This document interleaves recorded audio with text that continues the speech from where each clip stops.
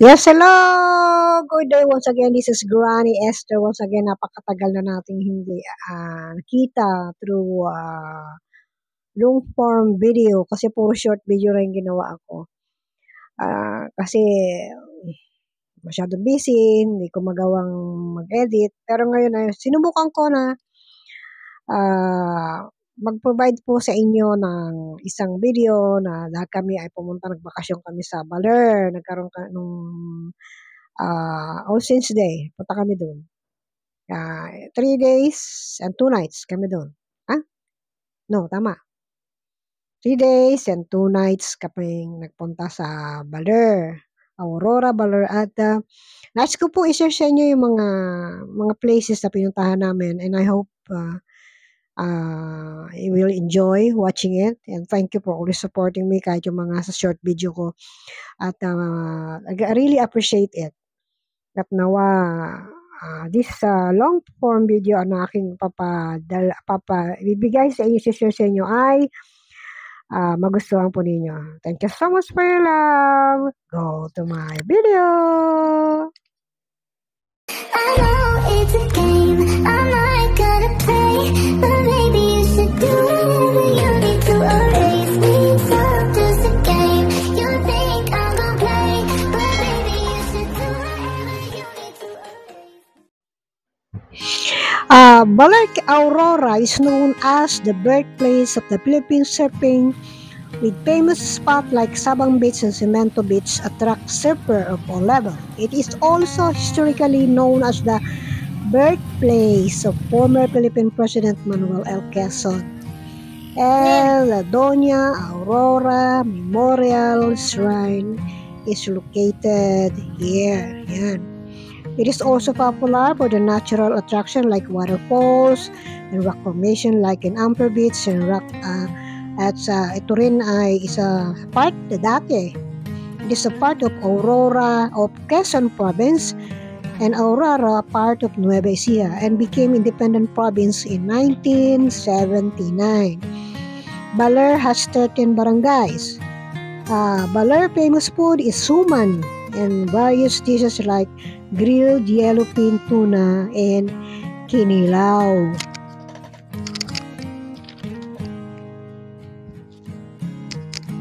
Nakita natin na ang Mausoleo de Baler kung saan pinapakita dito ang marami mga artifact at mga letters, mga sari-saring mga pictures kung saan ay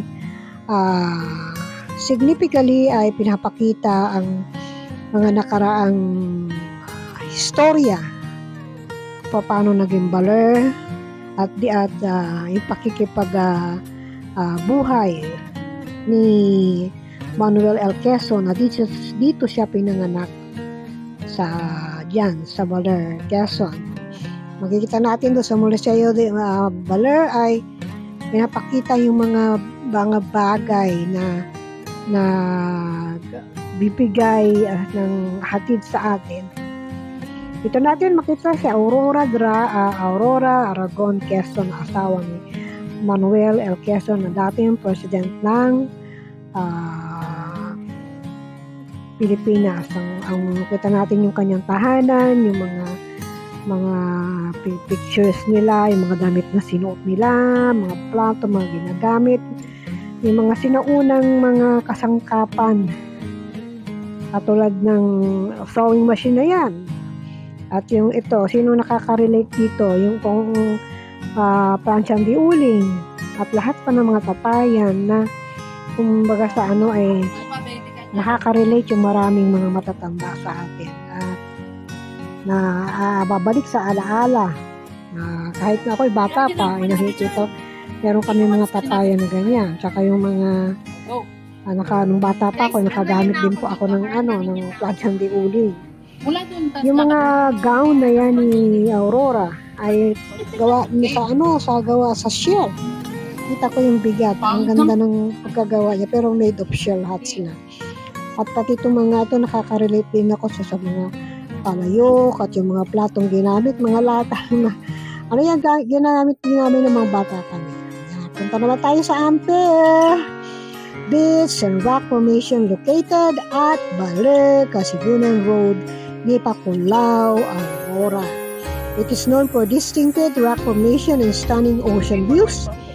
Activities doon sa Ampere ay include beach combing lang, photography, magka-shoot lang kayo, picture, and simply relaxing while soaking at the serene ambience. Yan. Swimming is not recommended. Hindi recommended ang pagsiswimming dito sa Ampere Beach kasi yung rocky shoreline niya matindi, masakit sa paa. Kapag biglang nahampas kayo, maampog kayo saan, madugo pa kayo, mabagok pa yung mga ulo nyo. At isa na rin din yung strong wave. Ngunit napakagandang tanawin, napakagandang tignan ang Pacific Ocean, tsaka yung linaw. In fairness, malinaw yung tubig dito sa Ampere Beach Resort and Rock Formation. Yung mga bato na na parang akala mo ay hinagis na lang diyan. Pag hindi ka marunong mag-balance ng paglalakad mo diyan, medyo matatapilo ka, matutumba ka. So, kailangan din na sobrang ang pag-iingat. So, kailangan lang talaga diyan ay picture lang at para maging maingat at hindi naman tayo madidisgrasya. Pero maganda ang tanawin, magandang tignan, nakamangha-mangha, lalo na yung mga bundok na yan ng Ampere Beach and Rock Formation. Kaya kami rock na doon, maliit. Yan. Tunay na napakaganda. Punta naman tayo sa Sabang Beach, si Baler, Aurora. Best for surfing, famous for its consistent, powerful waves. Yung atmosphere niya is laid back and scenic with views of the panoramic ocean and Sierra Madre mountain range. Nakita natin yan, no? Talagang napakagandang diyan ako naka-experience na nabangga ako ng surfing board. Hindi ko rin ko. Pero dahil sa lakas ng wave niya, hindi ganun kasakit. Pero kapag sisimula ka pa lang, gusto mo talagang mag-aral ng surfing, I recommend this place here. Kasi malakas yung alon niya, talagang pang surfing, pero mababaw. Minsan hanggang binti ko lang. Pero napakaganda ng tubig. Napakagandang kung gusto mo talagang surfing. Nais mo ay surfing lang. Pwede rin ng swimming. Pero mas kung sick thriller ka, ayun, mag-surfing ka at mag-aral. Sabi ko sana nga mag-surfing, ayaw naman ng mami niya doon sa mga bata. Siguro rin sa lakas ng alon. Pero in fairness, napakaganda ng alon. Hindi siya nakakatakot. Para talagang bagay na bagay itong especially doon sa surfing enthusiast at doon sa mga nais na mag-aral na mag-surfing. Pwede dito sa Baler, dito sa Sabang Beach Resort. Meron din kami isang doon sa Cemento Beach, pero hindi po namin napuntahan yun. Ito na lang kami dito sa Sabang Beach Resort. Ayan. Kita na tuwan-tuwa naman po sila at napakagandang tignan. Tuwan-tuwa sila. Kahit ako nung nag-swimming ako, sumama ako sa kanila. Malakas nga yung alon pero hindi ka matatakot, di katulad sa ibang beach na malakas na yung alon, malalim pa. Kaya pag hinapas ka, lunod ka. Pero dito sa hindi marunong lumangoy, yan.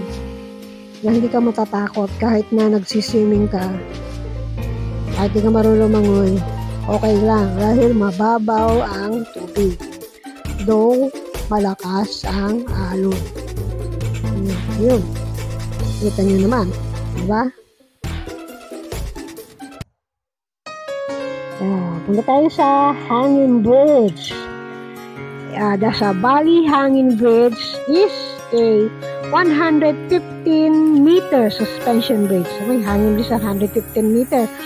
Ang haba kaya pagdating doon sa gitna para kang Miao Duyan na nagkukross ito sa Tibag Sabang River, connecting doon sa barangay sa Bali and Sabang. Yan. It is known for its height, scenic view of the mountain and river, and being a tourist destination for thrill seeker. Pag thrill seeker ka, yung parang hindi ka mahihiluhin ng lola nyo, mahihiluhin. Kaya hindi ako nagtuloy hanggang sa dulo lang ako. Pag thrill seeker ka, talagang gusto mong ma-experience yung karating kaya ako doon sa dulo. Yung ganung katanungan na hindi ka matatakot. Why not? Try. Kaya nga, thrill seeker. Pupunta kayo doon. Gaya ng ginagawa ng mga apo ko, mga anak ko, mga kaibigan ko. Yan, kaibigan namin. Sila, siyeng, yan.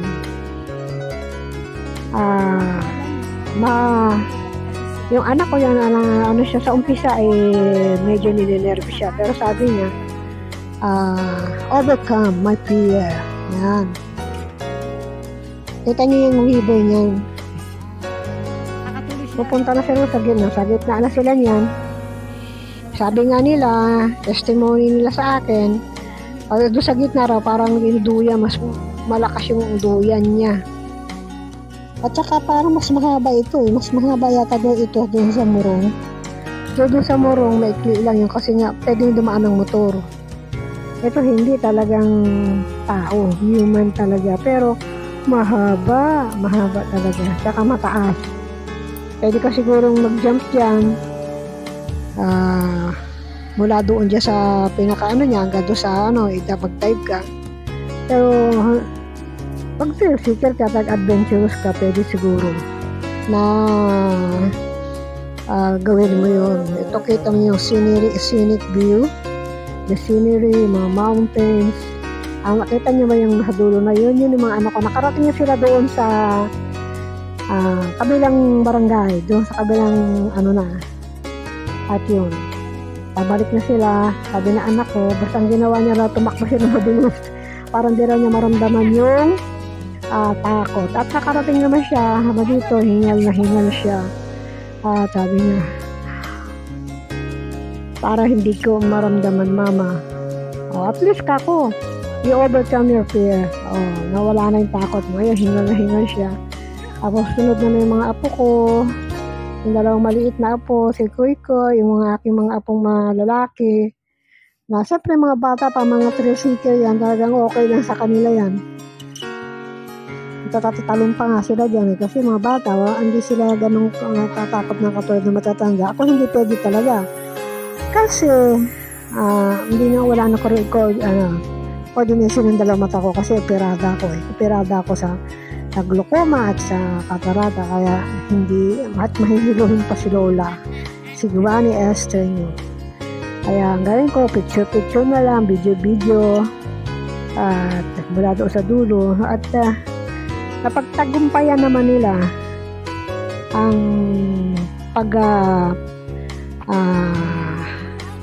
lakad doon sa suspension bridge o tinatawag nating hanging bridge na umuuga na para kang dinuduyan doon daw sa gitna.